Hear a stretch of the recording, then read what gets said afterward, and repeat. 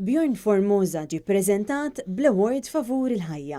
Dan ir-rikonoxximent ġie ppreżentat lil Bjorn mill-Fondazzjoni Gift of Life li minkejja l-isfidi li qed jaffaċċja fil-ħajja minħabba l-kundizzjoni tal-ALS, Bjorn xorta waħda jipprova jdawwar id-diffikultajiet li għaddej minnhom u bħala opportunità għal xi ħaġa ġdida mhux biss għalih imma anke għal ħaddieħor.